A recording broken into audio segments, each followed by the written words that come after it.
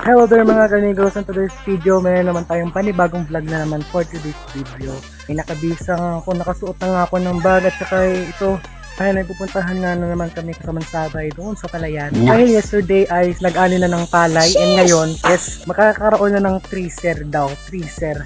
And ngayon ay maglalakad-lakad na naman kami kasi maghahanap kami ng motor. Oo. Ang ingay ng baka dito, no?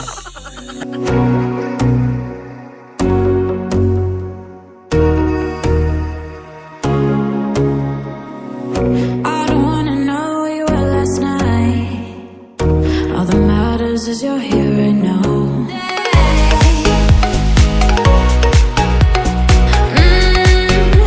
Oh, someone's living about today.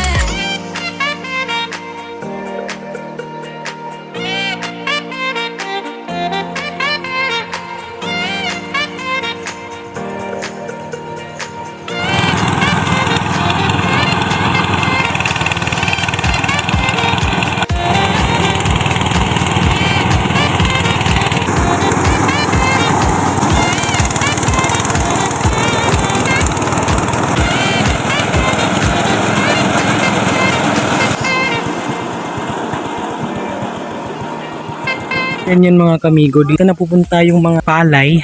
Then ito yung ano niya, yung daw. Sineseparate daw yung mga rice bits. So ganito kahirap mga kamigo. So pag-aani ng bigas. Mga mahilig mag-extra rice dyan. Ganito ginagawa or hina-harvest ang mga bigas na kinakain natin. Lisod nila no, magtanim o palay nila no. Oo, malikot. Kaya nga diba sa kantang tanim may bibiro, maghapong nakatilipo. Kanta na yan. Grabe. Kung ikaw ay nandito sa ganitong situation, grabe tirik na tirik yung araw ng mga kamigo. Ganito na rin kadami yung mga sako. So ngayon, naka 9 na sako. So ayan, pang 10 na sako. And dito ganyan na kadami ha, ang isang sako ng bigas. All I want is something to learn from you, baby.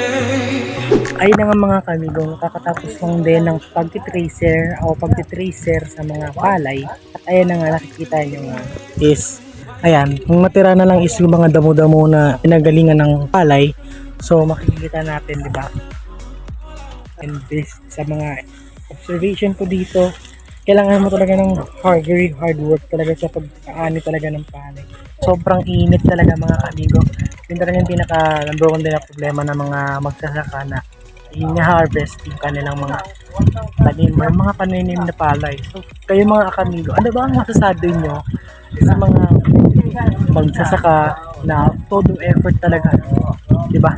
Todo effort na harvest yung pinaghirapan nilang itanim na palay. So, salamat din tayo dahil nandito sila. Kahit paano is nag-distribute sila, kahit sabihin binabayaran natin sila, maraki din ang tulong nila sa atin bilang isang mamamayang Pilipino, diba? Kaya nga nagkasabihang rice is life.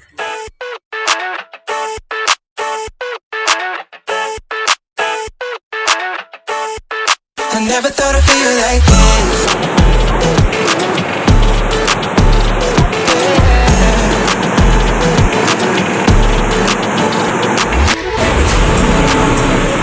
Never thought I'd feel like this.